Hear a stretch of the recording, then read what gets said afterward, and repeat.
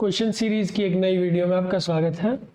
आज हम बात करने वाले हैं कॉम्प्लेक्स एनालिसिस के 20 क्वेश्चंस के बारे में और ये शीट 1 है, शीट 2 आपके पास और आएगी एक नई वीडियो में। ठीक है, कॉम्प्लेक्स एनालिसिस के क्वेश्चन करने से पहले कुछ बेसिक फैक्टर उसके बारे में जान लेते हैं।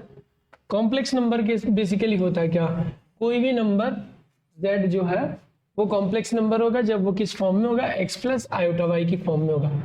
यहाँ पे जो x और y होंगे वो रियल होंगे और आयोटा क्या होगा, आयोटा स्क्वायर इक्वल टू क्या होता है -1, जो कि इमेजिनरी के लिए रिप्रेजेंट किया जाता है। ठीक है, किसी भी कॉम्प्लेक्स नंबर को जो है एक ऑर्डर्ड पेयर की फॉर्म में लिखा जा सकता है।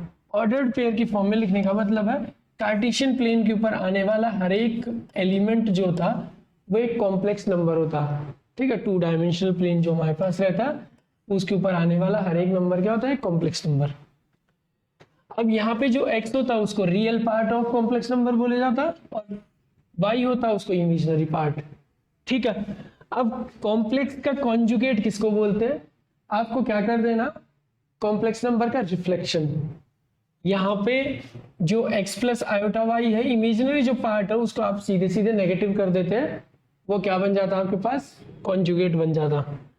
कॉम्प्लेक्स नंबर का मॉडुलस से क्या मतलब है, मॉडुलस क्या हो जाएगा आपके पास, mod of z equal to real part का स्क्वायर प्लस इमेजिनरी पार्ट के स्क्वायर का स्क्वायर रूट, इसी को r भी बोलते हैं, r से भी रिप्रेजेंट किया जाता। तो ये भी आपने ध्यान रखना। टाइलर फॉर्म रहती कॉम्प्लेक्स में एक e to the power iota theta की जो वैल्यू रहेगी ये बराबर रहती cos theta plus iota sine theta के। यानी कि जो e to the power iota theta होता ये एक कॉम्प्लेक्स नंबर होता जिसको किस तरीके से लिखा जाता है, ये इसका रियल पार्ट cos थीटा होता और इमेजिनरी पार्ट क्या होता, sin थीटा। ये है इसका मतलब है। ठीक है, यहीं पे पोलर फॉर्म होती कॉम्प्लेक्स नंबर की। पोलर फॉर्म का मतलब क्या होता है, कोई भी कॉम्प्लेक्स नंबर जो r थीटा की फॉर्म में हो, जिसका फर्स्ट कंपोनेंट r हो, जहां पे r क्या होता अपना मॉडुलस कॉम्प्लेक्स नंबर का और थीटा क्या होता आर्ग्यूमेंट। थीटा बेसिकली क्या होता है, जो कॉम्प्लेक्स नंबर है हमारा वो एक्स एक्सिस के साथ कितना एंगल बना रहा वो होता है थीटा, तो इसको बोला जाता है पोलर फॉर्म। ठीक है, जो इस फॉर्म में r into e to the power iota theta. तो फिर इसको ऐसे भी लिख सकते हैं r cos theta plus iota sine theta. ये भी आपके पास क्या हो जाएगा, एक कॉम्प्लेक्स नंबर बनेगा, पोलर फॉर्म जिसका नाम है। आर्ग्यूमेंट ऑफ z, किसी भी कॉम्प्लेक्स नंबर से आर्ग्यूमेंट, किसी भी कॉम्प्लेक्स नंबर के आर्ग्यूमेंट से क्या मतलब है, आपके पास कोई भी कॉम्प्लेक्स नंबर है z एक्स वाई की फॉर्म में, ऑर्डर्ड पेयर की फॉर्म में आपने प्लेन के ऊपर लिख दिया। अब क्या करिए, ओरिजिन से उस प्लेन को ज्वाइन करवा दीजिए। अब जो ये लाइन सेगमेंट OZ मिलता है ना, ठीक है, ये पॉजिटिव एक्स एक्सिस, ये पॉजिटिव एक्स एक्सिस है, इसके साथ कितना एंगल बना था उसी को आर्ग्यूमेंट बोलते हैं। ठीक है, ये हो जाएगा आपके पास ये जो सब कुछ है। और अलग अलग कोऑर्डिनेट में principal argument, basically principal argument क्या होता है, वो आर्ग्यूमेंट जो -पाई और पाई के बीच होगा। आर्ग्यूमेंट जो है आपके पास किसी भी कॉम्प्लेक्स नंबर की आर्ग्यूमेंट के लिए डिफरेंट डिफरेंट वैल्यूज रहती है और वो 2 पाई के डिफरेंस में रहती है। और जो आर्ग्यूमेंट -पाई से लेकर पाई के बीच होगा उसको प्रिंसिपल बोलेंगे। यहाँ पे -पाई पे स्ट्रिक्टली प्रॉपर्टी है, पाई पे इक्वालिटी है, तो देख लेना ये चीज। ठीक है, अब क्या कि अगर फर्स्ट कोऑर्डिनेट हमारा, फर्स्ट कोऑर्डिनेट में अगर हमारा कॉम्प्लेक्स नंबर है तो हमारा थीटा क्या बन जाएगा आपके पास, tan inverse y upon x कर देना आपने, tan inverse imaginary part upon real part सीधे। और दूसरा क्या, अगर हमारे पास सेकंड कोऑर्डिनेट में हो यानी कि यहाँ पर हो, ठीक है, तब हमारा जो आर्ग्यूमेंट होगा उस समय pi minus tan inverse y upon x होगा। डिटेल में अलग से बात करेंगे इसमें, लेकिन अभी के लिए आपको बस ये याद रखना। अगर थर्ड कोऑर्डिनेट में हो तब आपने क्या करना, जो सेकंड कोऑर्डिनेट पे था उसमें माइनस लगा दीजिए, या आप ऐसे कह सकते हैं tan inverse y upon x minus, ये आपके पास क्या हो जाएगा, थर्ड कोऑर्डिनेट में आर्ग्यूमेंट हो जाएगा कॉम्प्लेक्स नंबर। फोर्थ कोऑर्डिनेट में क्या हो जाएगा, कोऑर्डिनेट में -tan inverse y upon x। तो ये डिफरेंट डिफरेंट वे था जिनका फॉर्मूले आपने याद रखने, इनका यूज होगा। अगला क्या हमारे पास यह logarithmic of a complex number. कोई भी कॉम्प्लेक्स नंबर दे रखा हमारे पास, इसका जो लॉग होगा वो क्या होगा, log z is equal to log r plus iota theta. आपका x प्लस आयोटा y है कॉम्प्लेक्स नंबर, इसका जब हम लॉग निकालेंगे तो क्या हो जाएगा, log under root x square plus y square plus iota theta. इसको बोलते हैं प्रिंसिपल लॉग। जब थीटा प्लस 2n पाई लग जाता तब वो जनरल लॉग बन जाएगा। ठीक है, तो इस तरीके से आपको ये पॉइंट्स याद रखने हैं, इनका यूज होगा। पहला क्वेश्चन हमारे पास यहाँ पे the modulus and argument, modulus भी निकालना आपने, आर्ग्यूमेंट भी निकालना इस कॉम्प्लेक्स नंबर का। अगर ये कॉम्प्लेक्स नंबर नहीं तो पहले कॉम्प्लेक्स में कन्वर्ट करो। तो अगर आप देख पा रहे हो यहाँ पे 2 प्लस आयोटा दे रखा मेरे पास न्यूमरेटर में, और डिनोमिनेटर में 3 माइनस आयोटा दे रखा। पहले इसकी वैल्यू निकाल दीजिए, इसको जेड बोलिए, फिर इसका स्क्वायर कर देना। तो कभी भी अगर डिनोमिनेटर में आयोटा है हमारे पास तो क्या कर दीजिए, जो आयोटा का साइन है उसके अपोजिट साइन से क्या कर दीजिए, न्यूमरेटर और डिनोमिनेटर में उस फैक्टर का मल्टीप्लिकेशन कर दीजिए। ये हो जाएगा हमारे पास। ठीक है, इसका मल्टीप्लाई, दो कॉम्प्लेक्स नंबर डिस्ट्रीब्यूटिव प्रॉपर्टी को ट्रू करते हैं तो 2 का मल्टीप्लाई 6 पहले इसके साथ होगा, फिर 2i इसके साथ होगा, फिर i का मल्टीप्लाई 3 के साथ, फिर i का मल्टीप्लाई i के साथ i स्क्वायर डिवाइडेड बाई, ये क्या बन रहा है हमारे पास, a minus b a plus b. a minus b a plus b का फॉर्मूला क्या होता है, a square minus b square. तो a स्क्वायर क्या, 3 का स्क्वायर माइनस आयोटा का स्क्वायर, ये बन जाएगा हमारे पास। न्यूमरेटर में देखो आयोटा स्क्वायर इक्वल टू -1 होता है, -1 और 6 कितना हो जाएगा, 5 हो जाएगा, प्लस ये कितना हो जाएगा 5i डिवाइडेड बाई 3 का स्क्वायर इज 9 माइनस i का स्क्वायर इज -1, तो कितना बन जाएगा 10। बेसिकली हमारा जो z है वो क्या आया 1/2 प्लस 1/2i, ये भी मिल गया हमको। 10 को दोनों के या न्यूमरेटर से 5 कॉमन लेके डिवाइड कर दिया। ठीक है, 10 के साथ कर दिया तो ये बन जाएगा। अब जेड स्क्वायर क्या आ जाएगा आपके पास, इसका स्क्वायर कर दीजिए, ये कितना आ जाएगा, किसी भी कॉम्प्लेक्स नंबर का स्क्वायर वैसे ही खुलता है जैसे नॉर्मली x प्लस वाई का स्क्वायर। तो ये क्या बन जाएगा आपके पास 1/2 का स्क्वायर प्लस 1/2 आयोटा का square plus 2 into 1/2 into 1/2i, A square plus B square plus 2ab। तो ये बन जाएगा 1/4 प्लस ये क्या हो जाएगा 1/2 का 1/4 होगा, आयोटा स्क्वायर का -1 होगा, तो ये क्या आ जाएगा आपके पास -1/4, 2 से 2 कैंसिल, प्लस ये आ जाएगा आपके पास 1/2i, ये हो जाएगा, इससे कैंसिल हो जाएगा। तो फाइनली हमारे पास जो नंबर है अपना वो कितना है 1/2i। हमको जो नंबर मिलता w equal to z square वो है 1/2i। ठीक है, इसका जब मैं मॉडुलस निकालता हूं तो मॉडुलस कितना हो जाता है इसका, स्क्वायर रूट रियल पार्ट का स्क्वायर इमेजिनरी पार्ट का स्क्वायर, ये कितना हो जाएगा 1/2 का स्क्वायर, स्क्वायर से स्क्वायर रूट कैंसिल हो जाएगा, मॉडुलस ऑलवेज पॉजिटिव आता, देन द आंसर इज 1/2।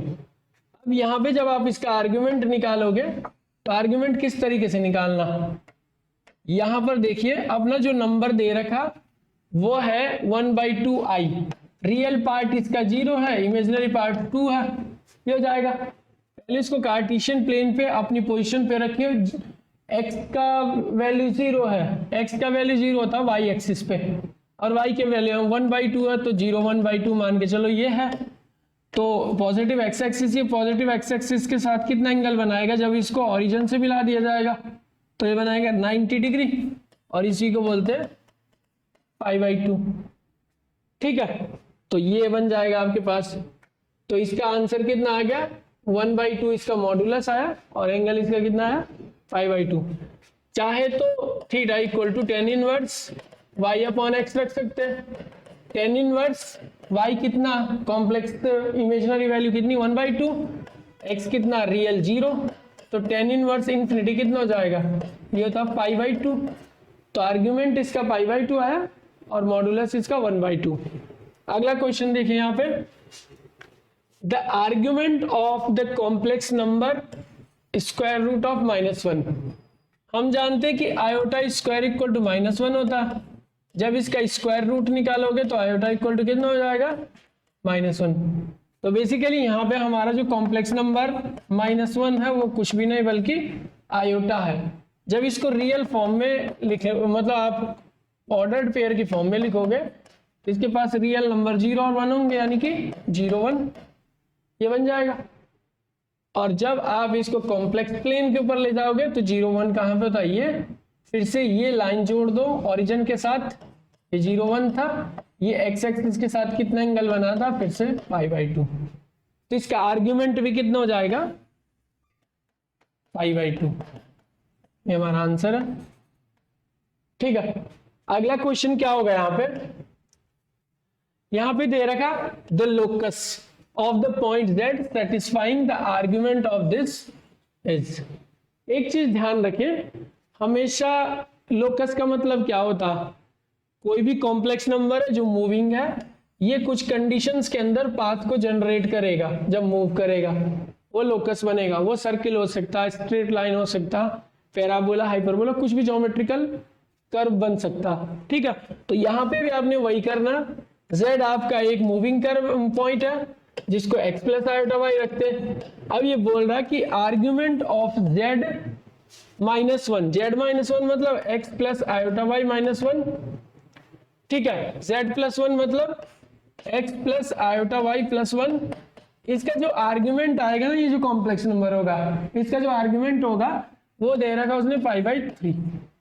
ठीक है, अब आप क्या करिए, यहाँ पे पहले कोई भी नंबर जिसमें आयोटा इन्वॉल्व है तो उसको कॉम्प्लेक्स नंबर की फॉर्म में कन्वर्ट करना।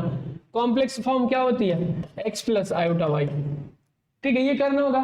तो उसके लिए क्या करते हैं हम, पहले रियल पार्ट को अलग करिए, इमेजिनरी पार्ट को अलग, रियल पार्ट को अलग करिए, इमेजिनरी पार्ट को अलग, ये हो जाएगा π/3 दे रखा है। ठीक है, अब क्या करना है, यहाँ पे डिनोमिनेटर में अगर आयोटा है तो उसको रेशनलाइज करिए। रेशनलाइज करने के लिए आपको क्या करना पड़ेगा, आर्ग्यूमेंट ऑफ x प्लस 1 अपने पास क्या दे रखा है यहाँ पे, x -1 प्लस आयोटा y। ठीक है, इसके साथ किसका मल्टीप्लाई होगा, x plus 1 minus iota y, opposite sign से ये करोगे आप। ठीक है, और डिनोमिनेटर में क्या हो जाएगा, x plus 1 plus iota y। ठीक है, और ये हो जाएगा आपके पास x plus 1 minus iota y, rationalise कर दी। ठीक है, और आर्ग्यूमेंट कितना दे रखा उसने, π/3। अब देखिए जरा इसको क्या, दो कॉम्प्लेक्स नंबर डिस्ट्रीब्यूट करिए। तो पहले आप क्या करोगे, यहाँ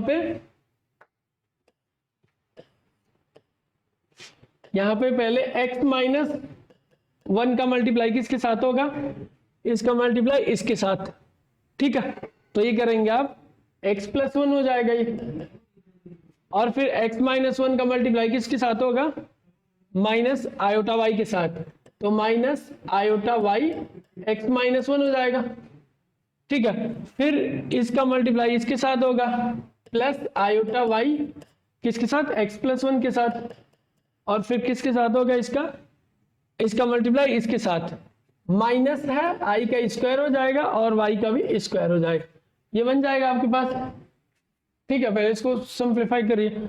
डिनोमिनेटर में क्या हो रहा, यहाँ देख रहे हैं a plus iota b, a minus iota b, ये हो रहा, a square minus b square हो जाएगा। तो डिनोमिनेटर में सीधा सीधा क्या लिख दीजिए आप, a स्क्वायर यानी कि x प्लस 1 का square minus b square i square y square हो जाएगा।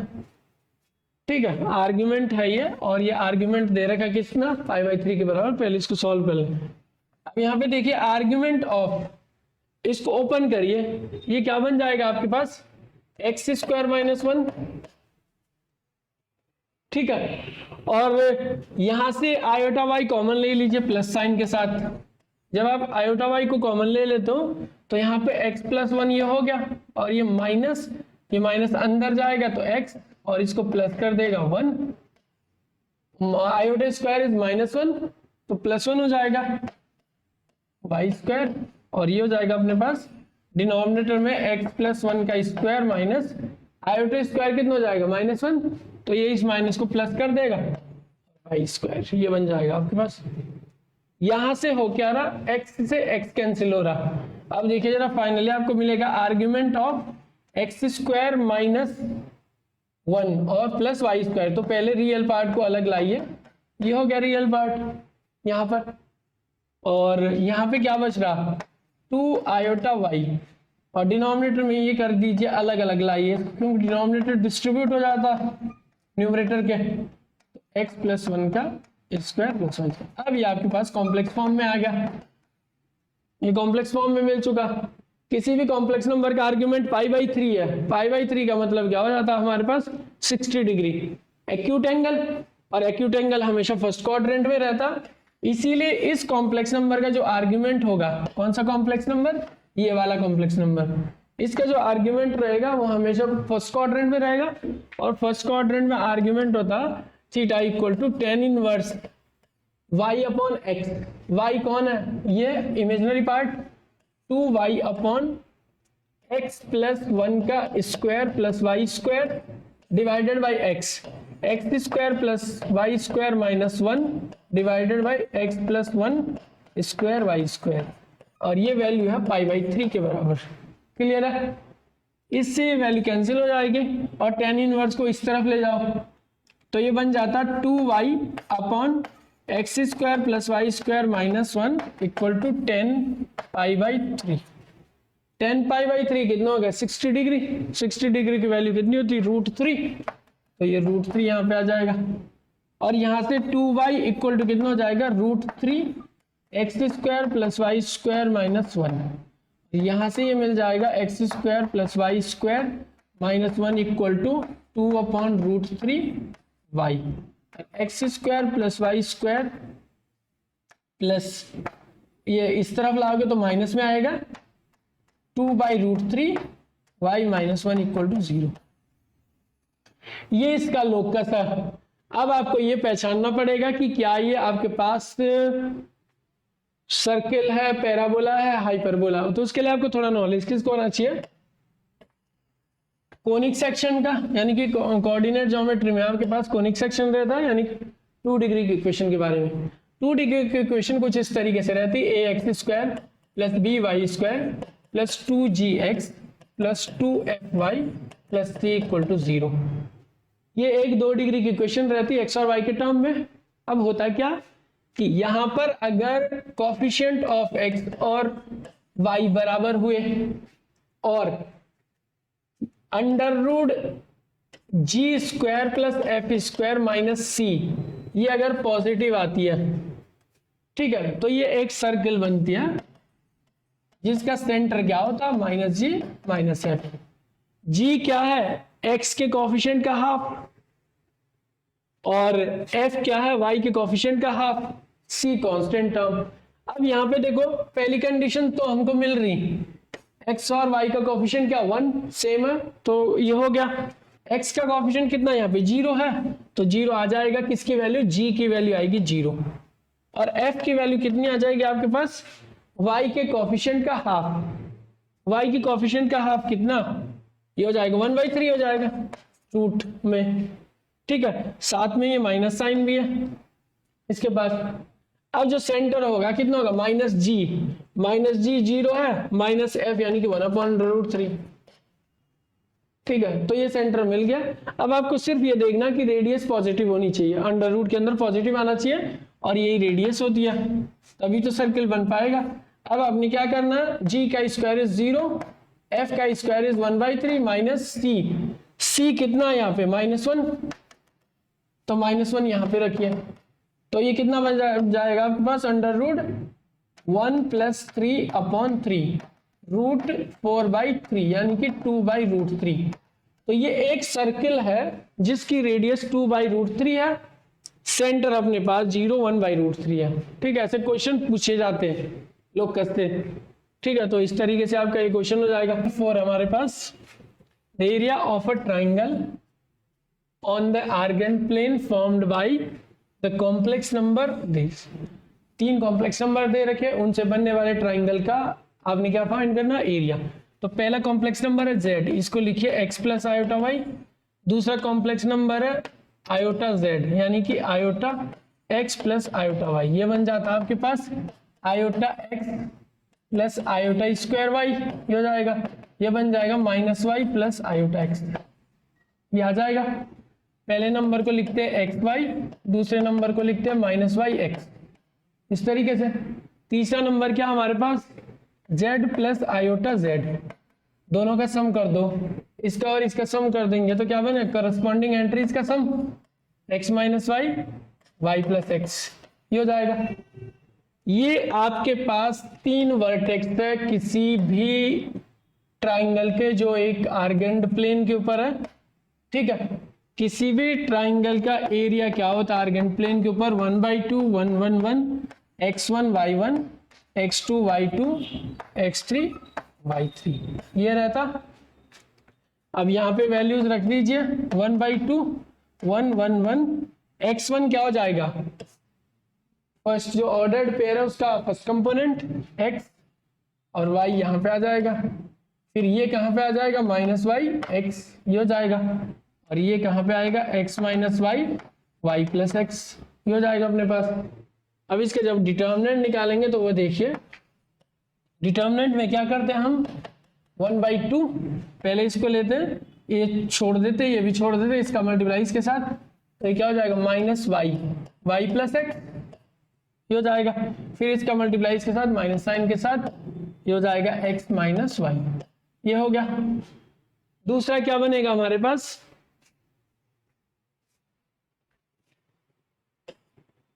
इसमें ये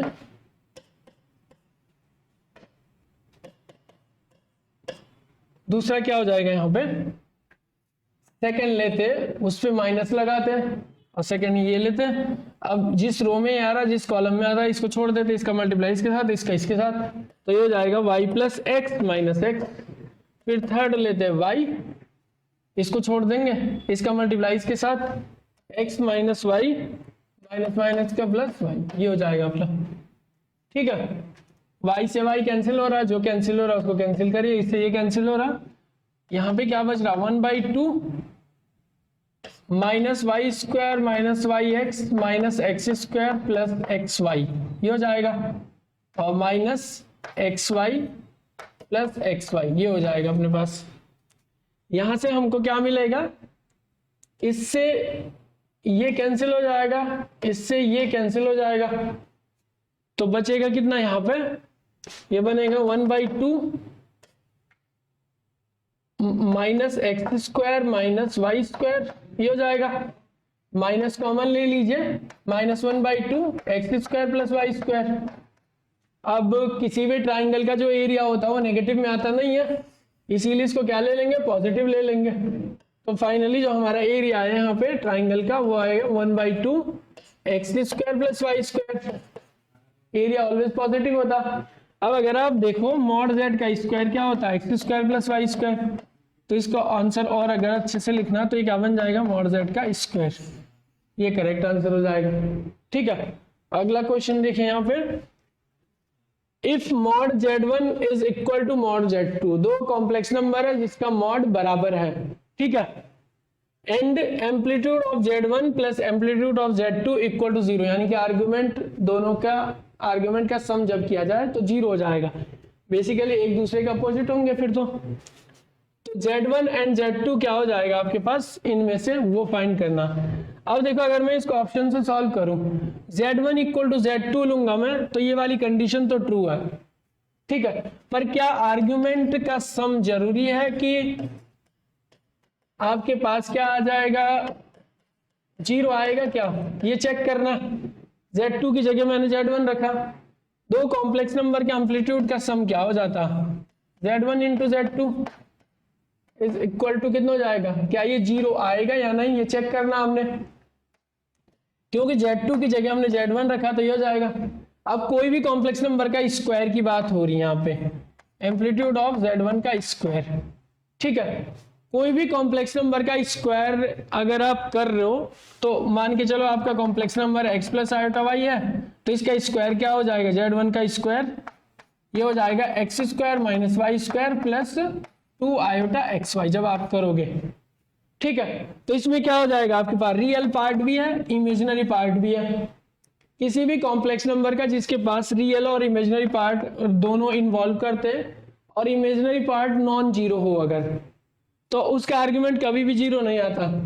कॉम्प्लेक्स नंबर का आर्ग्यूमेंट जीरो कब आता, जब वो कॉम्प्लेक्स नंबर कहां पे होगा, पॉजिटिव रियल लाइन पे होगा। ठीक है, तब ये आर्ग्यूमेंट जीरो होगा, यानी कि एंगल। तो पहला कंडीशन तो नहीं हो सकती क्योंकि एक्स और वाई तो कुछ भी है यहाँ पे, इन जनरल है ना, Z1 के बारे में कुछ कह नहीं रखा। दूसरा देखिए यहाँ पे, दूसरे ऑप्शन में क्या बोल रखा है कि अगर जो Z2 है वो Z1 के कॉन्जुगेट के बराबर हो। तो देखिए यहाँ पे, अगर Z1 का मॉड निकालते हो, Z2 की जगह उसका कॉन्जुगेट रखते, तो कोई भी कॉम्प्लेक्स नंबर और उसके कॉन्जुगेट का जो मॉडुलस होता है हमेशा बराबर होता, ऑलवेज ट्रू। ठीक है, अब जब एम्पलीट्यूड निकालते हैं वो चेक करते हैं, Z1 plus amplitude of Z2 की जगह क्या रखा, Z1 का बार। दो कॉम्प्लेक्स नंबर के आर्गुमेंट का सम का मतलब हो जाता amplitude of Z1 into Z2 की जगह ये है। कोई भी कॉम्प्लेक्स नंबर है और उसका कॉन्जुगेट है तो वो किसके बराबर होता है आपके पास, Z1 इंटू Z1 बार किसके बराबर होगा, Z1 का स्क्वायर मॉडुलस करके। देखिए यहाँ पे, अगर Z equal to x plus iota y है, Z बार इक्वल टू क्या हो जाएगा, x minus iota y. Z into Z bar कितना हो जाएगा अपने पास, इन दोनों का प्रोडक्ट करो, a plus b, a minus b क्या हो जाएगा, a square minus b square, x square plus y square. तो ये क्या होगा, जब आप Z1 का मॉड का स्क्वायर करोगे उसके बराबर आ जाएगा। तो किसी भी कॉम्प्लेक्स नंबर का जो मॉडुलस होता वो हमेशा पॉजिटिव होता, x square plus y square आएगा ना इसकी वैल्यू, और ये दोनों एक्स और वाई दोनों रियल है, दोनों की पॉजिटिव वैल्यू, और पॉजिटिव वैल्यू अगर है तो ये यहाँ पे होगी। तो इसका आर्ग्यूमेंट कितना बन गया, ओरिजिन के साथ पॉजिटिव एक्स एक्सिस से जब लोगे आप तो क्या बन जाएगा, जीरो। तो ये करेक्ट स्टेटमेंट हो गया, दिस इज करेक्ट। ठीक है, आपने ये इस तरीके से करना। अगला क्वेश्चन देखिए यहाँ पे, the function f of z equal to sec z is analytic और नॉट एनालिटिक की बात कर रहा। अब यहां पर देखना, हमारे पास कोई फंक्शन दे रखा है f ऑफ z, ठीक है, f of z is equal to w। इसका एनालिटिक होने का मतलब क्या, ठीक है, एनालिटिक होने से पहले आपको इसका रेगुलर पॉइंट और सिंगुलर पॉइंट फाइंड करने होंगे, रेगुलर या एनालिटिक पॉइंट, ठीक है, और सिंगुलर पॉइंट। अब सिंगुलर पॉइंट कौन होंगे, सिंगुलर पॉइंट वो पॉइंट होते हैं ना, जैसे Z0 को मैं सिंगुलर पॉइंट कब बोलूंगा, अगर Z0 पर f डैश Z0 एग्जिस्ट नहीं कर रहा, डेरिवेटिव एग्जिस्ट नहीं कर रहा, लेकिन जब आप Z0 के बाहर कोई डिस्क दोगे तो इसके नेबरहुड में कुछ तो पॉइंट ऐसे मिलेंगे जिन पर डेरिवेटिव एग्जिस्ट करे, f डैश z एग्जिस्ट करे, बस इतना देखना आपने। यानी कि वो पॉइंट जिस पर खुद तो नहीं है लेकिन उसके बाहर जब आप डिस्क दोगे तो उसके अंदर कुछ पॉइंट पर डिफरेंशिएबल होना चाहिए फंक्शन, तब उस पॉइंट को क्या बोलोगे आप, सिंगुलर पॉइंट बोलोगे। ठीक है, और रेगुलर पॉइंट किसको बोलोगे, एनालिटिक पॉइंट किसको बोलोगे, वो पॉइंट जिन पर फंक्शन डिफरेंशिएबल है। ठीक है, फंक्शन तो डिफरेंशिएबल है लेकिन साथ में अगर आप उस पे ओपन डिस्क दोगे तो इस पूरी डिस्क के अंदर पे भी ये सारे पॉइंट पर डिफरेंशिएबल होना चाहिए, तब ऐसे पॉइंट को क्या बोलोगे आप, एनालिटिक पॉइंट। और अगर कोई फंक्शन अपनी गिवन डोमेन, जैसे ये फंक्शन होता d के ऊपर define f from d to c, अगर इस d के हर एक पॉइंट पर ये फंक्शन एनालिटिक है तब इस फंक्शन को बोलेंगे एनालिटिक फंक्शन। तो एनालिटिसिटी एक पॉइंट पर बात नहीं होती, पहली चीज तो ये, उसकी बात पूरी डोमेन पे होती।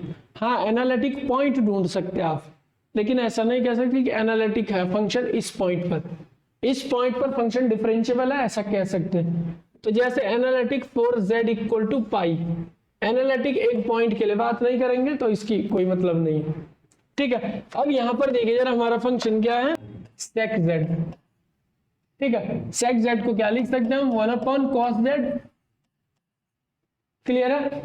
अब मैं उन पॉइंट्स को फाइंड करूंगा जहां पे cos z क्या होगा, डिफाइन इक्वल टू 0 दे रहा होगा। अगर cos 0 दे दे तो 1/0 कितना हो जाएगा, इन्फिनिटी हो जाएगा, जो कि नॉट डिफाइंड है।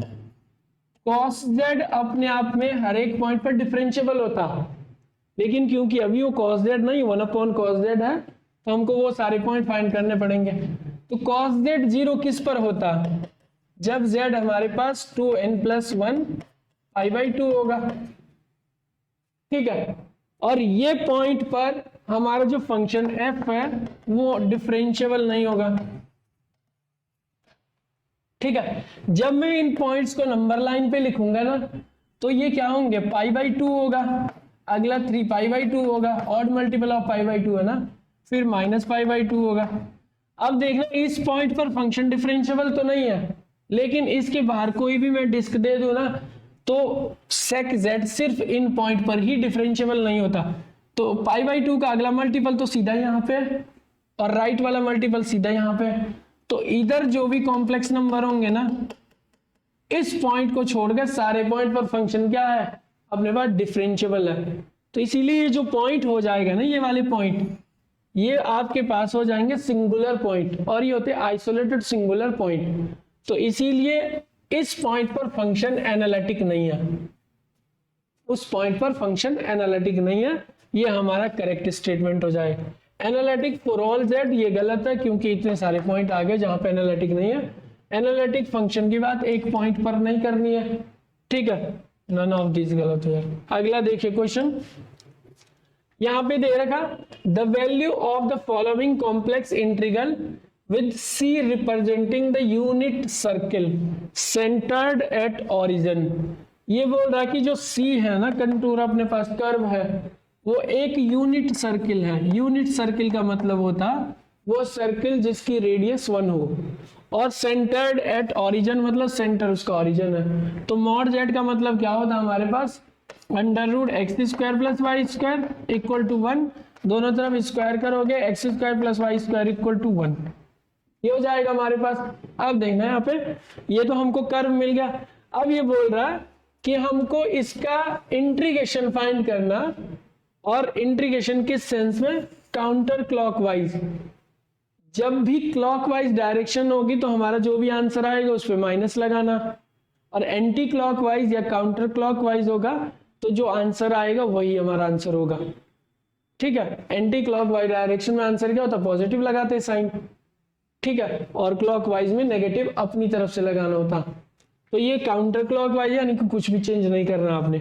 अब देखो, एक कॉची इंटीग्रल थ्योरम रहती है इंटीग्रेशन के लिए, कॉची इंटीग्रल थ्योरम, उसमें कहता है कि अगर हमारे पास f जो है एनालिटिक हो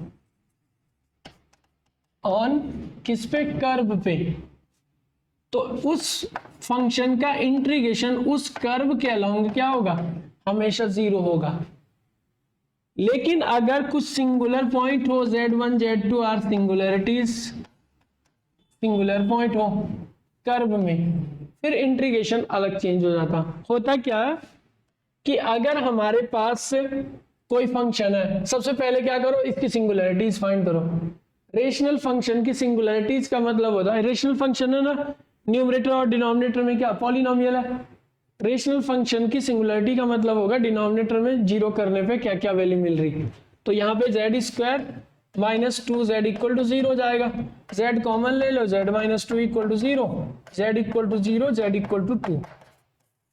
दो सिंगुलरिटी है इसके पास, लेकिन हमको क्या करना, हमारा जो कर्व था मॉड z इक्वल टू 1, उसको ड्रॉ करिए कॉम्प्लेक्स प्लेन के ऊपर, और ये क्या सर्किल ऐसे बनता है जिसका सेंटर 0 0 होगा, रेडियस कितनी है इसकी 1। अब मुझे ये देखना कि जिस डोमेन के ऊपर इंटीग्रेशन करवा रहा, उस डोमेन में कौन कौन सी सिंगुलरिटी अंदर आती और कौन सी बाहर जाती है। तो अगर हम 0 की बात करें तो 0 तो इसकी सिंगुलरिटी अंदर है, और 2 की बात करें तो ये बाहर है। बेसिकली अभी z इक्वल टू 2 हमारी डोमेन का पॉइंट ही नहीं है, तो 2 से हमारा कोई मतलब नहीं है। तो इस फंक्शन में इस डोमेन के ऊपर 2 हमारा सिंगुलर पॉइंट नहीं है। क्योंकि वो वैल्यू ही नहीं उठानी है z इक्वल टू 2। अब 0 इज द ओनली सिंगुलैरिटी। अब एक कॉची इंटीग्रल फॉर्मूला रहता कि अगर z equal to a singularity है, ठीक है, अगर z equal to a singularity है तो integration of f of z divided by z minus a dz equal to कितना होगा 2 pi i into f of a। जहां पे f कौन है, बेसिकली आपका आंसर होगा 2 पाई i, जो सिंगुलैरिटी है a उसको इस फंक्शन में रख देना डायरेक्ट।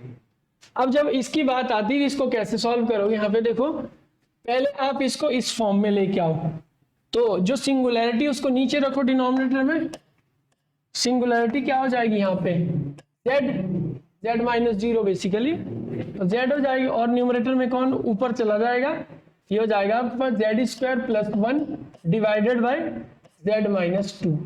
ये इसका रेगुलर पार्ट हो जाएगा, क्योंकि 2 सिंगुलैरिटी नहीं है इसलिए ऊपर ले गया उसको dz। तो इसका आंसर जो होगा ना तो 2 पाई i f ऑफ 0 होगा, जहां पे f ये है, ठीक है। तो रख दीजिए value 2 pi i f of 0, मतलब z की जगह 0 रखो plus 1 upon 0 minus 2, 2 pi i into 1 upon minus 2, इससे ये कैंसिल, माइनस पाई i इसका आंसर है। अगर यहाँ पे क्लॉकवाइज डायरेक्शन दे रखी होती ना तो यहाँ हमको माइनस से मल्टीप्लाई करना पड़ता, अभी क्योंकि नहीं बोला तो आपको वही करना, ठीक है। तो इस तरीके से आपने कॉम्प्लेक्स इंटीग्रेशन का क्वेश्चन सॉल्व करना। अगला देखिए, the function f of z equal to mod z square, इसमें दे रखा 1 singular point, 3 singular point, 2 singular point, 9 singular point. अब सबसे पहले इसको देखो एफ ऑफ जेड तो क्या क्या लिख सकते हैं हम, एक तो हम लिखते हैं x square plus y square जब हमारे पास मॉड जेड का स्क्वायर हो, एक मॉड जेड के स्क्वायर को हम लिख सकते हैं जेड इंटू जेड बार, ठीक है। तो बेसिकली मुझे वो सारे पॉइंट्स फाइंड करने जिनके ऊपर ये पॉइंट, उन पॉइंट पे तो डिफरेंशिएबल नहीं है लेकिन उसका जो नेबरहुड बना होगा बेसिकली इस तरीके से मान के चलो इस पॉइंट पर फंक्शन डिफरेंशिएबल है या नहीं है वो चेक करना हमको, ठीक है। ये पॉइंट है अपना। अब इसमें हमको क्या करना, अगर तो डिफरेंशिएबल है तब भी वो एनालिटिक पॉइंट नहीं बनेगा, कब तक, जब तक उसके बाहर डिस्क के हर एक पॉइंट पर वो डिफरेंशिएबल ना हो जाए, और अगर इस पॉइंट पर डिफरेंशिएबल नहीं है तो तब तक वो सिंगुलर पॉइंट नहीं बनेगा जब तक उसके बाहर कोई भी डिस्क अगर आप दे दो तो कुछ पॉइंट पर डिफरेंशिएबल ना आ जाए, ठीक है। तो अगर हमारे पास फंक्शन जेड बार की फॉर्म में हो तो एक नेसेसरी कंडीशन है डिफरेंशिएबिलिटी के लिए कि आप del f upon del z bar equal to 0 करिए। तो जेड की वो सारी वैल्यूज जिन पर del f upon del z bar 0 हो रहा उन पॉइंट पर फंक्शन डिफरेंशिएबल हो सकता, ठीक है। नेसेसरी कंडीशन है, ये सफिशिएंट नहीं।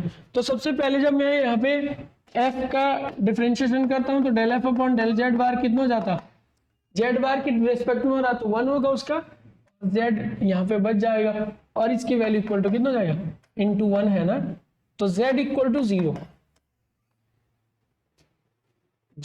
अगर आपके पास जिन पॉइंट पर ये डेरिवेटिव 0 नहीं आ रहा ना उन पॉइंट पर कभी भी फंक्शन डिफरेंशिएबल नहीं होता।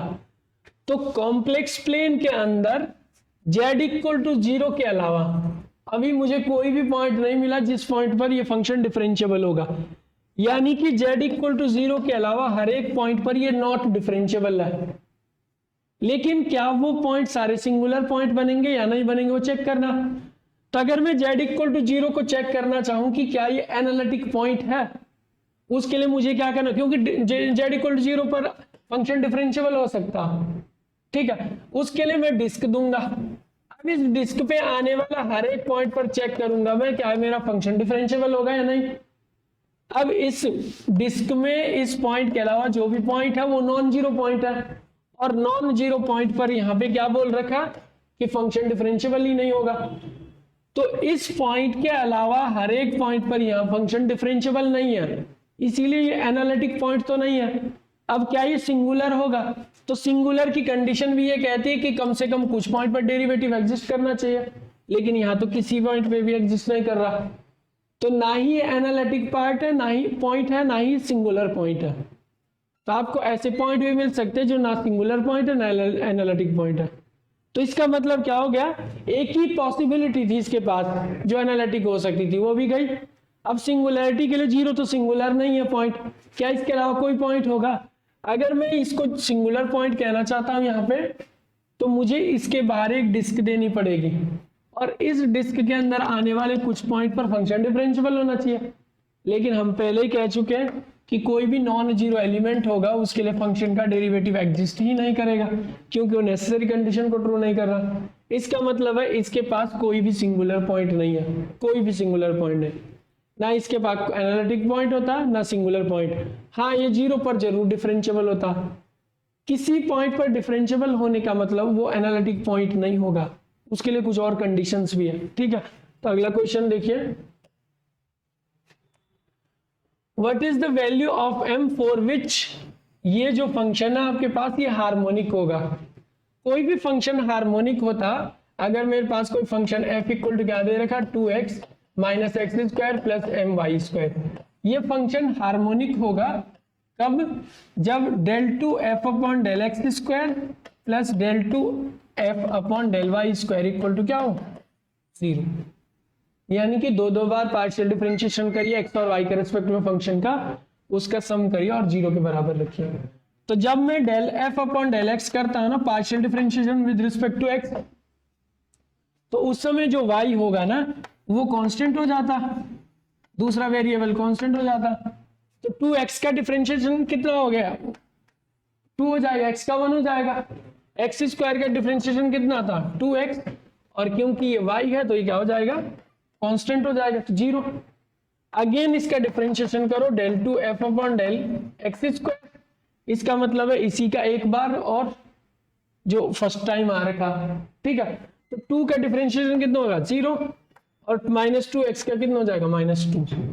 तो del two f upon del x square कितना आया -2। अब del f upon del y करो, वाई के रेस्पेक्ट में, ये x है 0 जाएगा, ये x है ये भी 0 जाएगा, कांस्टेंट मानते दूसरे वेरिएबल को। एम वाई स्क्वायर कितना हो जाएगा 2my। अगेन करो del two f upon del y square, ये कितना हो जाएगा 2my, कितना हो जाएगा y के रेस्पेक्ट में डिफरेंशिएशन 2m। ठीक है, इसका और इसका सम कर दीजिए, इसका और इसका सम कर दीजिए, कितना बनेगा 2m minus 2 equal to 0, m equal to 1। तो m इक्वल टू 1 आएगी अगर ये फंक्शन हार्मोनिक है तो। ठीक है, m की वैल्यू। अगला क्वेश्चन देखिए यहाँ पे, which of the following function f of z of the complex variable is not analytic at all the point of complex plane। एक चीज हमेशा याद रखना, कॉम्प्लेक्स प्लेन के ऊपर e to the power z, sin z, cos z, ठीक है, और पॉलिनोमियल फंक्शन pz, जैसे a0 plus a1z up to an/zn, ये क्या होते हैं, ये और इनके लीनियर सम। ठीक है, ये सब होते हैं एनालिटिक ऑन सी, सीधे याद रखना। तो ये एनालिटिक है, उसके लिए क्या होता है ना, ये पूरे कॉम्प्लेक्स प्लेन के ऊपर डिफरेंशिएबल फंक्शन होते हैं, इनका डेरिवेटिव एग्जिस्ट करता पूरे कॉम्प्लेक्स प्लेन में, तब वो एनालिटिक बन जाते हैं। इसका भी पूरे कॉम्प्लेक्स में जेड स्क्वायर का डेरिवेटिव कितना होता है 2z, पूरे कॉम्प्लेक्स नंबर के लिए डिफाइंड है। e to the power z का differentiation e to the power z होता, और ये पूरे कॉम्प्लेक्स प्लेन के लिए डिफाइंड है। sin z का cos z होता, पूरे कॉम्प्लेक्स प्लेन के ऊपर डिफाइंड है। ठीक है, लेकिन जो log z होता है ना, जब आप यहाँ पे x की नेगेटिव वैल्यूज रखते हो, जैसे f ऑफ 0 रखोगे तो log 0 कितना आएगा इन्फिनिटी। तो 0 क्या बन गया, इसका पॉइंट बन गया है जहां पे ये एनालिटिक नहीं है, जहां पे डेरिवेटिव एग्जिस्ट नहीं कर रहा। इसीलिए एक भी पॉइंट जब इसको मिल गया जिस पर इसका डेरिवेटिव एग्जिस्ट नहीं कर रहा, इसलिए ये एनालिटिक नहीं है पूरे के पूरे कॉम्प्लेक्स प्लेन में। नेगेटिव पॉइंट के लिए एनालिटिक नहीं होता, एक्स की नेगेटिव वैल्यूज के लिए। ठीक है, तो आपको इस तरीके से सॉल्व करना। अगला देखिए यहाँ पे, द वैल्यू ऑफ 1 प्लस आई की पावर 24। अब यहाँ पे देखना, अगर आपके पास z इक्वल टू कुछ दे रखा है ना, आर ई आयोटा थीटा, कोई भी कॉम्प्लेक्स नंबर है उसको आर ई आयोटा थीटा की फॉर्म में लिख सकते हैं। तो zn क्या हो जाएगा इसके पास r e to the iota theta to the power n, यानी कि r to the power n e to the power iota n theta. तो बस आपने ये निकालना, तो आपको निकालना क्या, r to the power n और एन थीटा, सिंपल सा, और ये आपका कॉम्प्लेक्स नंबर बन जाएगा। तो यहाँ पे देखो जेड कितना मेरा अंदर 1 प्लस आयोटा, और ये नंबर होता 1 1, जो कि कहाँ, कॉम्प्लेक्स प्लेन में फर्स्ट कोऑर्डिनेट में, ठीक है, फर्स्ट कोऑर्डिनेट में। अब फर्स्ट कोऑर्डिनेट में आर्गुमेंट शुरू में बता दिया, tan inverse y 1/1 y upon x, यानी कि 1/1, tan इनवर्स 1 कितना हो जाएगा, π/4, ठीक है। और मॉडुलस कितना हो जाएगा इसका, z r, मतलब ये बन जाएगा √1 + 1 √2। तो रख दीजिए यहाँ पे, वैल्यू कितनी हो जाएगी, √2 e to the power iota, argument कितना, π/4, और 24 ये है। पावर को डिस्ट्रीब्यूट करो, 2 की पावर 1/2 लिख सकता हूं मैं अंडर रूट वाले को, और बाहर से 24 आ जाएगा, ठीक है, इंटू ई की पावर आयोटा π/4 इंटू 24, इससे कैंसिल, 2 की पावर 12 इंटू 8 हो जाएगा, ठीक है। तो यहां से क्या मिल जाएगा, ये cos 8π प्लस आयोटा साइन 6 हो जाएगा, बेसिकली 6 टाइम हो जाएगा, तो 6π और 6π, इवन मल्टीपल पे क्या देता, cos π के 1 देता, तो आंसर कितना हो जाएगा, 2 की पावर 12, तो 2 की पावर 12 इज करेक्ट आंसर। इस तरीके से करना, ठीक है। अगला क्वेश्चन देखिए यहाँ पे, if f of z is analytic function whose real part is constant, then function क्या होगा, फंक्शन क्या है, एनालिटिक है। कोई भी फंक्शन जो एनालिटिक है वो CR इक्वेशन को, कॉची रीमान इक्वेशन को ट्रू करेगा, ठीक है। और कॉची रीमान इक्वेशन क्या, अगर हमारे पास कोई complex valued function uxy plus iota vxy है, तो CR इक्वेशन क्या बन जाती है यहाँ पे, del u upon del x equal to del v upon del y, real part का x के रेस्पेक्ट में पार्शियल डिफरेंशिएशन, इमेजिनरी पार्ट के y के रेस्पेक्ट में पार्शियल डिफरेंशिएशन के बराबर होता, और del u upon del y equal to minus del v upon del y, del v upon del x, ये दो CR इक्वेशंस होती है। अब देखो हमारा जो कॉम्प्लेक्स वैल्यूड फंक्शन है ना, वो है k प्लस आयोटा v, ठीक है। उसका रियल पार्ट क्या है, हमारे पास कांस्टेंट है, ऐसा उसने क्वेश्चन में कह रखा। तो इमेजिनरी पार्ट के बारे में क्या कहना, जबकि वो एनालिटिक है, तो अगर वो एनालिटिक है तो u की वैल्यू कितनी है यहाँ पे, k, del u upon del x कितना हो जाएगा, k का डिफरेंशिएशन इज 0, इसका मतलब ये हो जाएगा del v upon del y भी 0 होना चाहिए, और 0 किसके लिए होना चाहिए, हर एक वैल्यू के लिए। कोई भी फंक्शन जो हर एक वैल्यू के लिए 0 होता कॉम्प्लेक्स प्लेन के ऊपर, एनालिटिक बोल रखा है उसका, एनालिटिक फंक्शन, ठीक है। इसका मतलब कॉम्प्लेक्स प्लेन के हर एक वैल्यू के लिए क्या हो जाएगा, ये 0 होगा। तो इसका आंसर क्या हो जाएगा, सिर्फ और सिर्फ कब, जब v क्या होगा, कांस्टेंट। सेम यहाँ पे del u upon del y कितना आएगा, 0 ही आएगा कांस्टेंट, y के रेस्पेक्ट में भी। तो del v upon del x कितना आना चाहिए, वो भी 0 आना चाहिए। ये सिर्फ और सिर्फ कब होगा, जब कांस्टेंट होगा। तो आंसर इज डी, बाकी केस में नहीं होगा ऐसा, ठीक है। अगला क्वेश्चन देखिए यहाँ पे,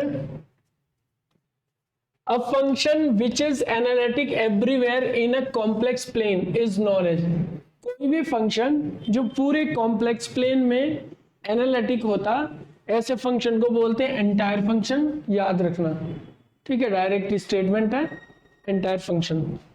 अगला क्वेश्चन है, the value of e to the power iota theta को क्या लिखा था हमने, cos theta plus iota sine theta. अब इसका मॉड निकालना, किसी भी कॉम्प्लेक्स नंबर का मॉड क्या हो जाएगा, रियल पार्ट का स्क्वायर, इमेजिनरी पार्ट का स्क्वायर, 1, ठीक है। तो करेक्ट आंसर क्या हो जाएगा इसका, 1।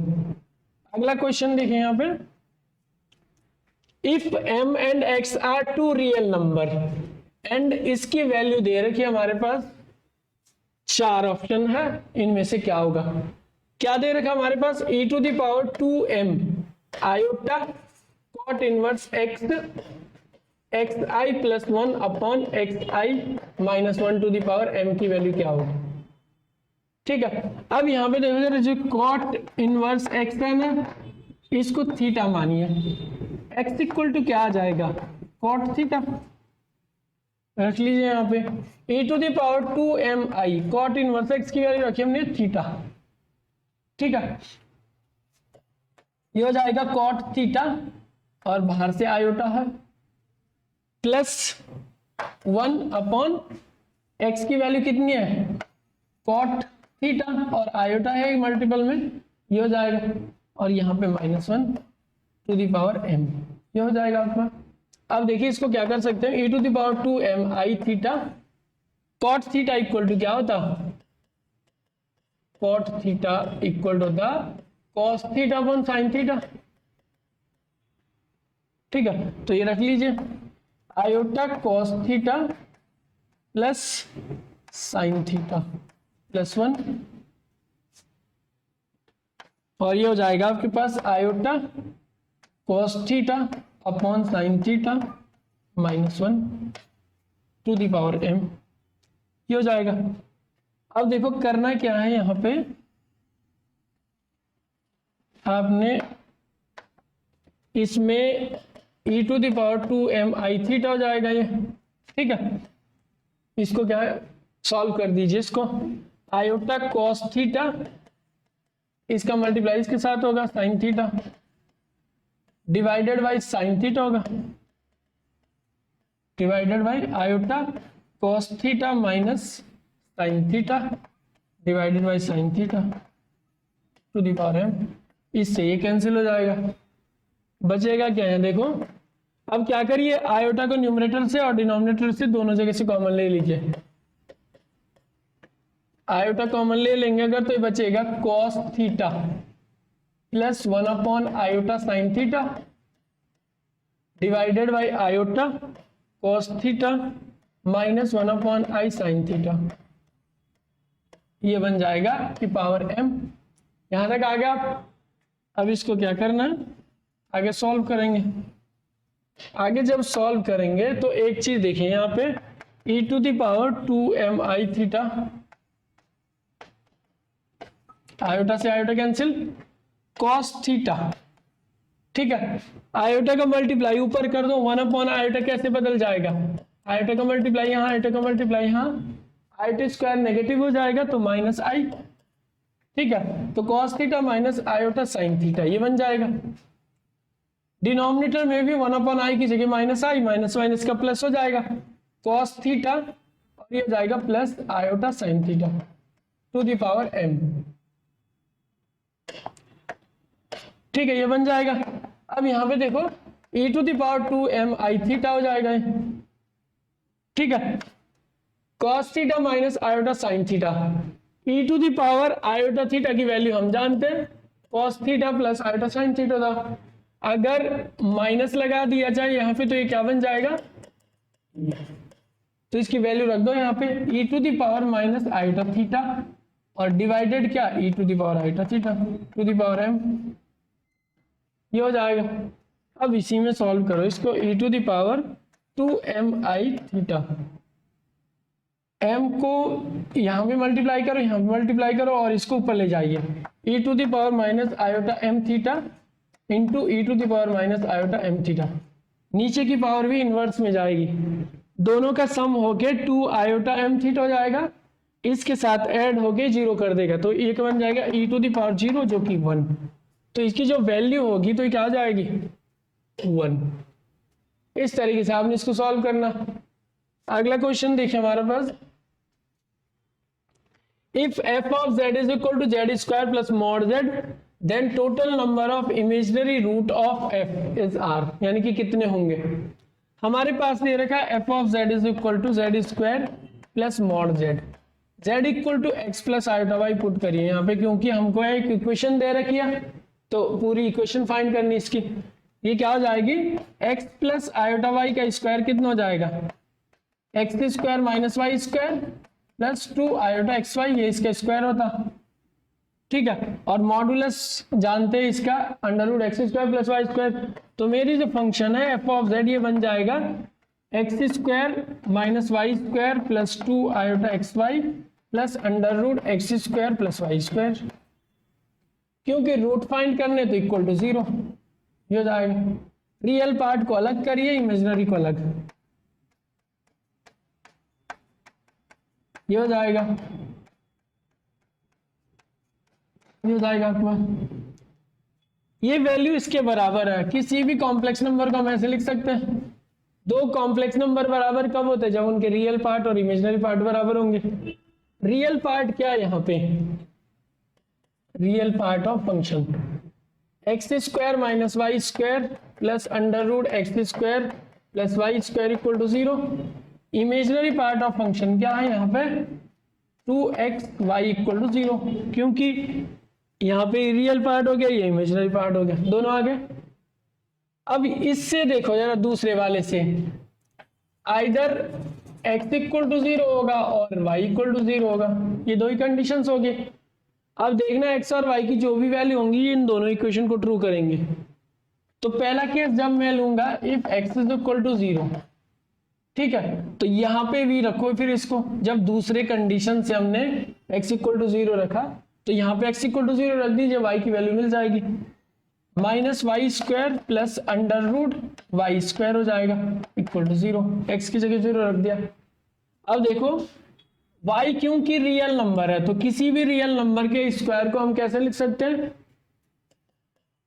किसी भी रियल नंबर के स्क्वायर को मॉड लगाकर स्क्वायर करते हैं कि दोनों की काम क्या? पॉजिटिव वैल्यू करना। तो minus mod y square plus under root mod y का स्क्वायर इक्वल टू 0। अब इससे कैंसिल कर दो, ठीक है, बचेगा क्या? माइनस मॉड वाई का square plus mod y equal to 0। Mod y common ले लीजिए, अंदर बचेगा आपके पास 1 माइनस मॉड वाई, ये हो जाएगा इक्वल टू 0। यहां से y की वैल्यू 0 आ जाएगी और अंदर से 1 इक्वल टू मॉड वाई। किसी रियल नंबर की वैल्यू 1 कब आती है मॉडुलस के अंदर? जब y की वैल्यू प्लस माइनस 1 होगी, ठीक है। तो यहां पर देखो जरा, जब हमने x इक्वल टू 0 रखा तो y की वैल्यू कितनी आई? Plus minus 1। तो उस समय मेरा कॉम्प्लेक्स नंबर क्या बनेगा? 0 प्लस माइनस 1 इंटू आयोटा, यानी कि प्लस माइनस आयोटा। दो रूट तो कॉम्प्लेक्स आ गए, लेकिन अब दूसरी कंडीशन है, इफ सेकेंड केस जब y इक्वल टू 0 रखोगे आप, y इक्वल टू 0 यहाँ पे भी रख दीजिए, x square plus under root x square equal to 0 हो जाएगा। मॉड x का स्क्वायर फिर से कर सकता हूं मैं, क्योंकि दोनों का काम पॉजिटिव वैल्यू करना, ये हो जाएगा mod x square plus mod x equal to 0। Mod x को कॉमन ले लो, 1 plus mod x equal to 0। x equal to क्या आ जाएगा? यहाँ से फिर से कंपेयर करके 0 आएगा और mod x plus 1 equal to 0, ये वाला कंडीशन से। तो मॉड x इक्वल टू कितना होगा? माइनस 1, जो कि कभी पॉसिबल नहीं है। तो यहां से जब y इक्वल टू 0 रखा तो ओनली पॉसिबिलिटी क्या है? x equal to 0। तो उस समय जो कॉम्प्लेक्स नंबर होगा वो क्या आएगा? सिर्फ 0 ही आएगा। तो ओनली इमेजिनरी वैल्यूज कितनी हो सकती है इसकी? 2। तो करेक्ट आंसर इज सी। इस तरीके से आपने करना। अगला क्वेश्चन देखिए, इसमें if z equal to iota to the power iota, ठीक है, तो मॉड ऑफ z क्या होगा? आपने क्या करना, जो ये iota to the power iota है इसको t मान लीजिए, दोनों तरफ log ले लीजिए, log t हो जाएगा, ठीक है। आयोटा एक बाहर आ जाएगा, log आयोटा हो जाएगा, log t ये बन जाएगा। किसी भी कॉम्प्लेक्स नंबर का लॉगरिथमिक का मतलब क्या होता है? log mod i plus iota theta, और थीटा क्या होगा? प्रिंसिपल आर्ग्यूमेंट जब भी लॉग के अंदर निकालोगे। आयोटा यहां पर होता, आयोटा का मतलब 0 1 हो गया ना, तो कितना बनेगा? π/2 एंगल। तो यहां पे कितना आ जाएगा? π/2 equal to log t। log iota mod iota कितना होता? 1, और log 1 कितना होता है 0, तो यहां से वैल्यू कितनी आएगी, आयोटा के अंदर स्क्वायर कर दीजिए, आयोटा स्क्वायर मल्टीप्लाई करके log t हो जाएगा, तो minus pi by two equal to log t, और t इक्वल टू आ जाएगा यहाँ से e to the power minus pi by two. तो ये वैल्यू आ गई हमारे पास। अब इसको यहाँ पे रख दीजिए जहां से उठाया था। z क्या है, iota to the power e to the power minus pi by two, ये है। अब फिर से क्या कर दीजिए यहाँ पे, log z equal to log, दोनों तरफ log ले लीजिए, ये हो जाएगा e to the power minus pi by two आगे आ जाएगा, log i हो जाएगा। फिर log i निकालो, और log i कितना निकल रखा हमारे पास, log i आया था हमारे पास minus pi by two, log i mod लगा देंगे इसका, वो जीरो हो जाएगा, बेसिकली 1 हो जाएगा, log 1 0 हो जाएगा। तो यहाँ पे हम इसकी वैल्यू डायरेक्ट रखते हैं, ये हो जाएगा आपके पास आयोटा पाई बाई टू, ये हो जाएगा। और log z इक्वल टू कितना बन जाएगा यहाँ पे, pi by two e to the power minus pi by two into iota, ठीक है। log को रिलीज करिए क्योंकि z का मॉड निकालना, log को रिलीज करोगे तो z सामने वाला क्या e की पावर में चला जाएगा, pi by two e to the power minus pi by two into i. क्या ये e की पावर आयोटा थीटा की फॉर्म का बना, ठीक है। अब ये अगर e to the power iota theta की फॉर्म का बनता है तो मॉड z कितना हो जाएगा, cos square theta plus iota sine square theta, ठीक है, अंडर रूट, और ये कितना हो जाएगा 1। थीटा की वैल्यू क्या, pi by two e to the power minus pi by two, real number ही है, तो इसका आंसर कितना आ जाएगा 1। नेक्स्ट क्वेश्चन है यहाँ पे, the locus of point z satisfying the equation this, इस इक्वेशन को सेटिस्फाई करने वाले पॉइंट का लोकस बताइए। तो पॉइंट हमेशा z की वैल्यू आपने लोकस में x प्लस आयोटा y रखनी है, रख दीजिए वहां, iota x plus iota y minus 1 हो जाएगा, plus x plus iota y minus iota हो जाएगा इक्वल टू 2, ये बन जाएगा। अब यहाँ पे देखिए जरा, आयोटा x आयोटा का स्क्वायर हो जाएगा -1, तो -y -1 plus x plus iota common आएगा y -1 इक्वल टू 2। यहां से देखो -y -1 प्लस आयोटा x, ये हो जाएगा plus x plus iota y -1 हो जाएगा। दो कॉम्प्लेक्स नंबर की फॉर्म में कन्वर्ट हो गए, स्क्वायर रूट लगा दीजिए, मतलब मॉडुलस लगा दीजिए, -y -1 का स्क्वायर, x का square, x square plus y -1 का square equal to 4 equal to 2, ठीक है। अब इन दोनों में से एक उस तरफ ले जाओ राइट साइड में, तो ये हो जाएगा आपके पास अंडर रूट, ये माइनस कॉमन लेके बाहर आ जाएगा तो प्लस हो जाएगा स्क्वायर के कारण, तो y प्लस 1 का square x square plus 2 minus under root x square plus y -1 का होल स्क्वायर, ये हो जाएगा। दोनों तरफ स्क्वायर कर दीजिए, दोनों तरफ क्या कर दीजिए यहाँ पे स्क्वायर, इससे ये कैंसिल हो जाएगा, तो ये बचेगा y प्लस 1 का square plus x square is equal to a minus b का स्क्वायर लगा दीजिए 4 plus under root x square plus y plus -1 का स्क्वायर का होल स्क्वायर -4 ए बी करेंगे ना, तो ये हो जाएगा x स्क्वायर प्लस y -1 का होल स्क्वायर, ये आ जाएगा आपके पास, इससे ये कैंसिल हो जाएगा फिर से। अब जो फाइनली वैल्यू आएगी इसमें कैलकुलेट जब हम करेंगे इसमें, तो ये क्या हो जाएगा, y प्लस 1 का square, y square plus 1 plus 2y, formula open कर दिया, और plus x square equal to कितना हो जाएगा 4 प्लस x स्क्वायर है यहाँ पे, y -1 का होल स्क्वायर को लेंगे, y square plus 1 minus 2y -4 under root यही एक्स स्क्वायर वाई माइनस 1 का स्क्वायर, ये हो जाएगा। इससे मिलेगा क्या, एक्स स्क्वायर से x square cancel, y square से वाई स्क्वायर कैंसिल हो जाएगा यहाँ पे। ठीक है, ये इस तरफ आ जाएगा तो कितना बन जाएगा, 1 से 1 कैंसिल हो जाएगा, 2y इस तरफ आएगा तो 4y equal to 4 minus 4 under root x square plus y minus 1 का होल स्क्वायर। 4 से 4 कैंसिल हो जाएगा।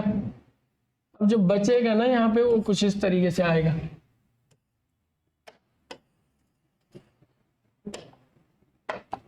y ये 1 जो है ना इसको इस तरफ लेके आओ, y माइनस 1 और ये हो जाएगा minus under root x square plus y minus 1 का स्क्वायर।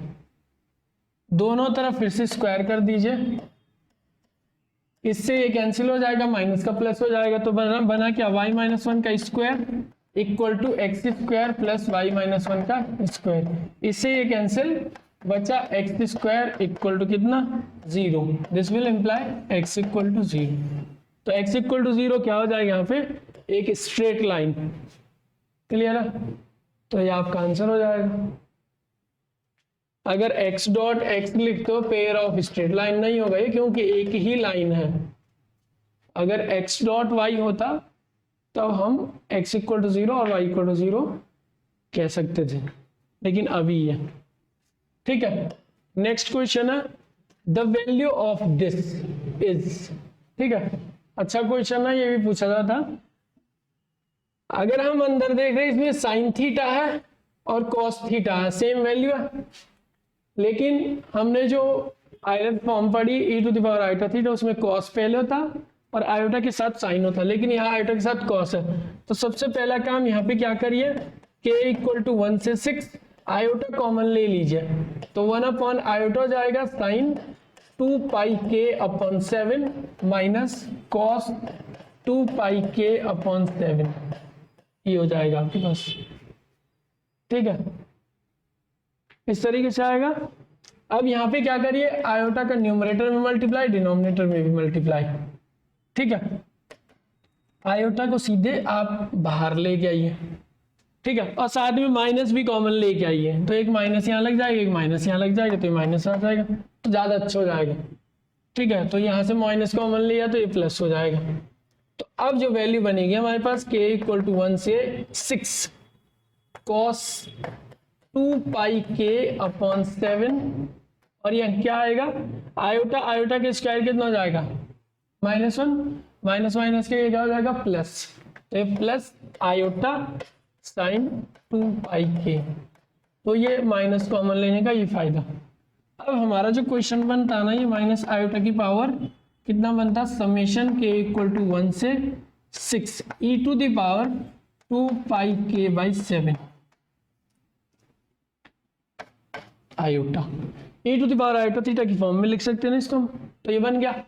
अब देखो यहाँ पे डिस्ट्रीब्यूट करिए इसको, माइनस आयोटा को बाहर रखिए, 6 टर्म आएंगे इसके पास। पहला टर्म होगा e to the power pi by 7 iota plus summation है ना, तो प्लस, दूसरा टर्म क्या आएगा हमारे पास, e to the power 2 pi by 7 iota, बाहर से 2 का मल्टीप्लाई। ठीक है, k की वैल्यू 2 रख दी हमने, बाहर रख दिया 2 को। अगला जो लास्ट वैल्यू आएगी e to the power 2 pi by 7 i, बाहर 6। ठीक है, तो ये एक ज्योमेट्रिकल प्रोग्रेशन है जीपी, जिसका कॉमन रेशियो देख रहे हैं आप, e की पावर 2 पाई बाई 4, e की पावर 2 पाई बाई 4, e की पावर 2 पाई बाई 7, बेसिकली 4 नहीं 7 है डिवीजन में।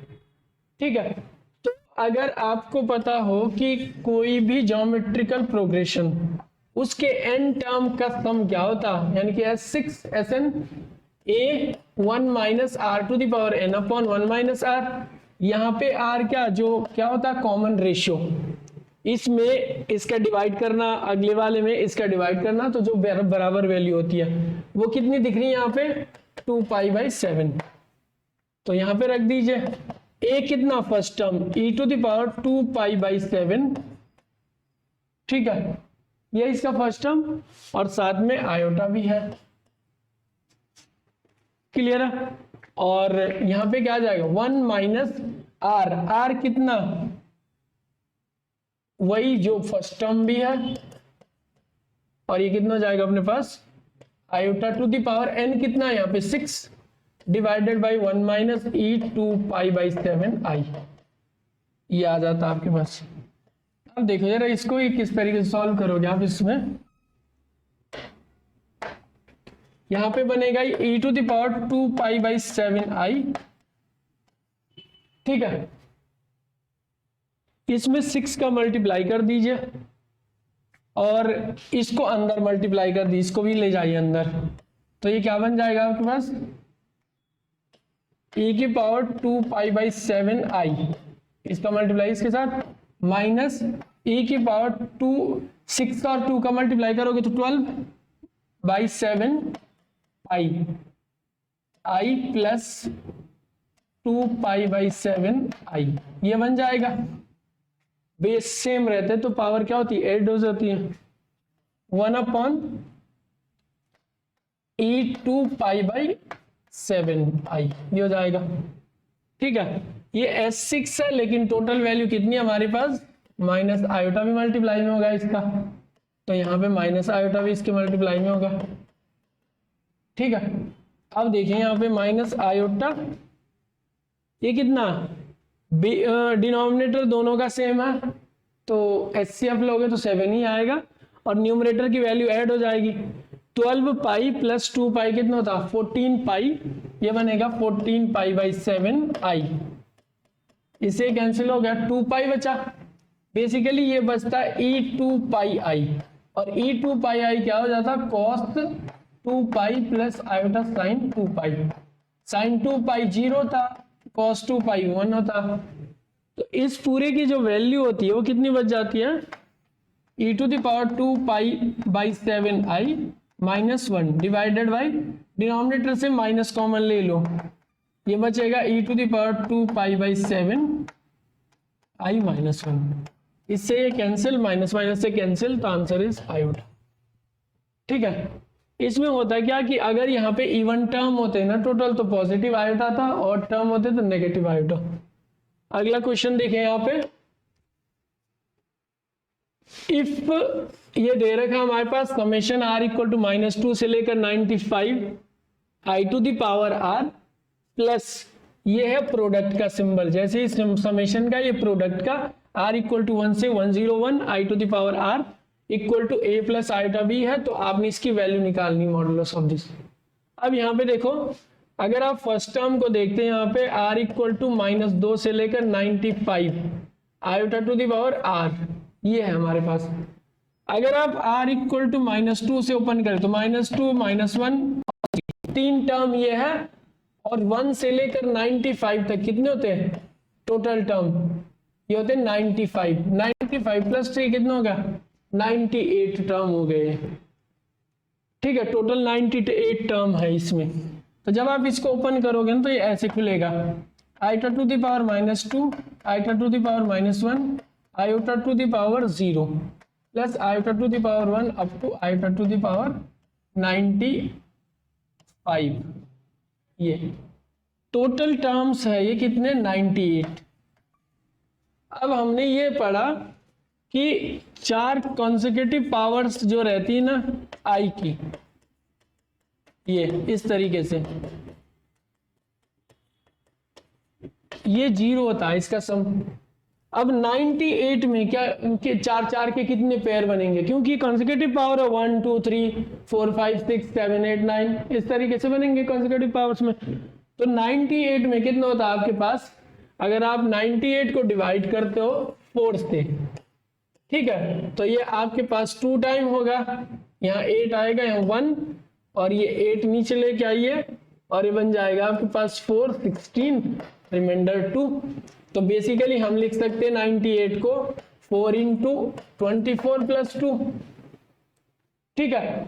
तो जो 24 4 के सेट होंगे उन सब की वैल्यू है 0, और 2 टर्म बचेंगे जो एक्स्ट्रा है। अब वो 2 टर्म जो है ना मैं वो लेता हूं मैं शुरू के, यहाँ पे होता क्या है अगर आप देख पाए ये 96 टर्म बन गए टोटल, ये है 96 टर्म और 2 टर्म ये है, और 96 टर्म की जो वैल्यू है, क्योंकि 4 की सेट में लिख सकते हैं इन सबको, तो 0 आएगी।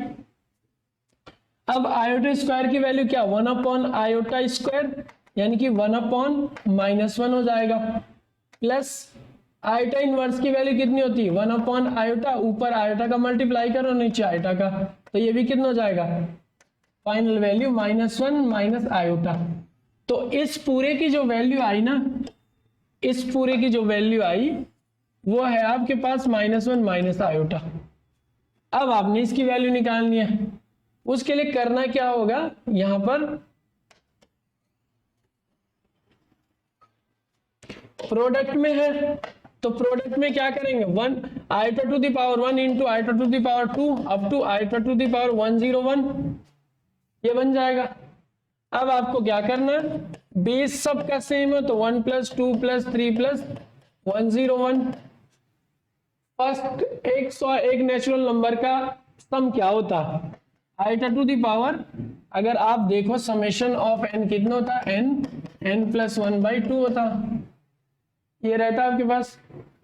तो यहां से क्या बन जाएगा आपके पास, n कितना 101, last term 101 + 1 divided by 2, iota to the power 101 into 102 divided by 2, ये कितना हो जाता है 51। तो यहां से हमको मिल जाती वैल्यू आयोटा की पावर 101 इंटू 51। तो जब आप इसको कैलकुलेट करोगे, इसका मल्टीप्लाई जब इसके साथ करोगे तो 51 आएगा, 0 आएगा, 51 आएगा, तो बेसिकली आएगा 51। ठीक है, जब आप इसका मल्टीप्लाई करो। अब आयोटा की पावर जो 4 होती है ना, वो उसकी वैल्यू होती है 1। अब 51 को किस में कन्वर्ट करना पड़ता हमको, 4 के मल्टीपल में कहां तक जाता, तो जब हम 51 को डिवाइड करते 4 से, ये देखिए फाइनली आप क्या लिख सकते हैं, 4 से डिवाइड करना हमने 51 को, तो इसको डिवाइड करने का तरीका क्या है आपके पास, पहले इसको देखेंगे तो 1 टाइम 5 हो जाएगा, 4 हो जाएगा, 1 आएगा, ये नीचे आएगा, तो 2 टाइम 8 हो जाएगा, 3 बचेगा, फिर 5 आएगा, और कितने टाइम जाएगा, 8 टाइम, 8 × 4 38, 32, और बचेगा क्या 3। ठीक है, इस तरीके से आएगा, और 3 पे 1 लेके आओ फिर से, और ये कितना हो जाएगा 7 टाइम, तो ये बच जाएगा आपके पास 28, फिर से 3 बचेगा। तो बेसिकली आयोटा की पावर 4 × 12 8 7 + 3 ऐसे लिख सकते हैं। आप भी इसको एक बार क्रॉस चेक कर लेना, क्या मल्टीप्लाई करके यही आ रहा 4 के सेट में, तो अगर ये आता तो आयोटा की पावर 4 12 8 7 इंटू आयोटा की पावर 3, इसको अलग अलग लिख सकते हैं, इसकी वैल्यू 1 है, आयोटा क्यूब की वैल्यू कितनी आएगी, iota square into iota minus iota. तो हमारे पास जो टोटल वैल्यू आई है -1 माइनस आयोटा और माइनस आयोटा, ये आ गया, और इसकी वैल्यू कितनी आ गई अपने पास, -1 - 2 आयोटा। ठीक है, कंपेयर करोगे तो यहाँ a = -1 है, b = -2 है, ये हो गया। अब यहीं से आप निकाल सकते जो पूछा गया कि आप वैल्यू बताइए a + 75 b की वैल्यू कितनी होगी, a की वैल्यू -1 है, 75 × 2 कितना हो जाएगा 150। ठीक है, 150, तो ये ऐड हो गया, कितना बन जाएगा आपके पास 151, और इसका मॉड्यूलस 151 आ जाएगा। तो करेक्ट आंसर ये है। तो इस तरीके से आपके कॉम्प्लेक्स के क्वेश्चंस कंप्लीट होते हैं। मिलते हैं नेक्स्ट में।